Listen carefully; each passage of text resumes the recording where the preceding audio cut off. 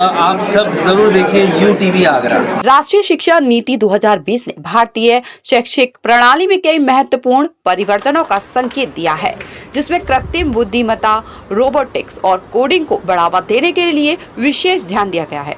नई शिक्षा नीति के अनुसार कक्षा 1 से 12 तक के विद्यार्थियों के लिए कृत्रिम बुद्धिमत्ता, रोबोटिक्स और कोडिंग लैब का महत्व बढ़ा दिया गया है, ताकि छात्रों को इन लैब के माध्यम से तकनीकी ज्ञान का मूल्यांकन करने का अवसर मिलेगा।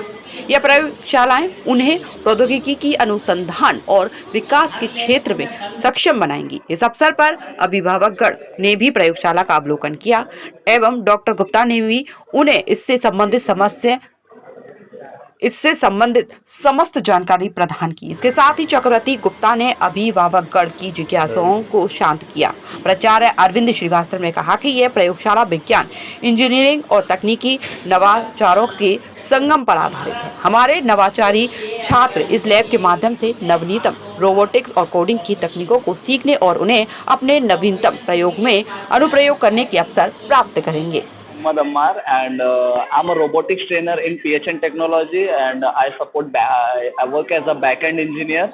So basically, what PHN makes unique, तो हम यहाँ पे क्या करते हैं, स्कूल्स में रोबोटिक लैब सेटअप करते हैं और हमारा जो प्रायर गोल होता है, like whatever the childrens are learning today, सभी चीज़ों को प्रैक्टिकल ओरिएंटेशन के साथ करना, हैंड्स ऑन एक्सपीरियंस के साथ, लाइक वो चाहे मैथमेटिक्स हो, साइंस हो, या फिर उसके अंदर फिजिक्स, बायोलॉजी, जितनी भी चीज़ें, सो दैट हमारे जो स्टूडेंट्स हैं they can feel each and everything, कि उनको एक्चुअल में पढ़ाया क्या जा रहा है, या वो मैथमेटिक्स में जो इक्वेशन पढ़ रहे हैं या फिर जो एंगल्स पढ़ रहे हैं।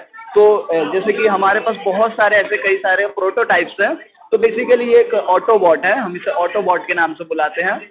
तो इसमें हमने अल्ट्रासाउंड यूज़ किया है, अल्ट्रासोनिक सेंसर जो अल्ट्रासाउंड का यूज़ करता है। तो उसके बाद ये अपने एक्शंस को परफॉर्म करता है, जैसे कि हम चलते हैं, हम अपने, आप देख पा रहे हैं, मैं अपने हाथों से इशारे कर पा रहा हूँ, गेस्चर्स बना पा रहा हूँ। लाइकवाइज रोबोट्स भी इन चीज़ों को कर सकते हैं with the help of Motors. उनके अंदर एक्चुअल में कुछ ऐसे टाइप्स के मोटर होते हैं, तो ये मोटर हेल्प करते हैं इन्हें मोशन प्रोवाइड करने के लिए। तो पीएचएन का जो प्राइमरी गोल है वो यही है कि स्कूल्स में लैब सेटअप करना, एंड जो भी चीज़ें वहाँ पे कन्वेंशनली चल रही है, सभी चीज़ों को प्रैक्टिकल ओरिएंटेशन के साथ कराया जाएगा। ये हमारा प्रायर गोल है।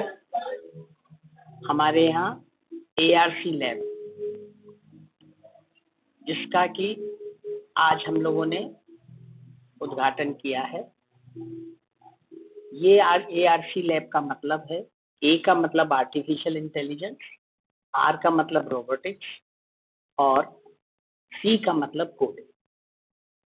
एनईपी 2020 में इसके ऊपर बहुत ज़्यादा जोर दिया गया है, क्योंकि जो आने वाले समय में आर्टिफिशियल इंटेलिजेंस की महत्ता बढ़ती चली जा रही है और सारे काम अब आर्टिफिशियल इंटेलिजेंस के द्वारा ही है। इसके फायदे ज़्यादा हैं, लेकिन कुछ नुकसान भी हैं। आर्टिफिशियल इंटेलिजेंस के द्वारा आपकी आवाज़ को बिल्कुल कॉपी कर लिया जाएगा और फिर वो आवाज़ से कुछ गलत काम भी किए जा सकते। इसी तरह से रोबोटिक्स का अब महत्व बहुत ज़्यादा बढ़ गया और कोडिंग तो अब पॉसिबल ही नहीं है कि बगैर कोडिंग के कोई काम हो सके। मुझे ये बताते हुए खुशी हो रही है कि आगरा नहीं, यूपी में ये पहली लैब है जो इतनी एडवांस्ड रूप में तैयार की गई है और इसमें कक्षा 1 से लेके 12 तक के विद्यार्थियों का रेगुलर स्कूल टाइमिंग्स में इसमें पीरियड्स रखे गए, जिससे कि बच्चों को इन तीनों विषय के बारे में प्रैक्टिकली समझाया जाए। मुझे पूरी उम्मीद है कि जिस तरह से प्रिल्यूड हर समय सबसे आगे रहता है नए चीज़ों को लाने में, इसी तरह से इस तरह की लैब बच्चों का भविष्य और बच्चों में बहुत ज़्यादा ज्ञान की करेगी। बहुत बहुत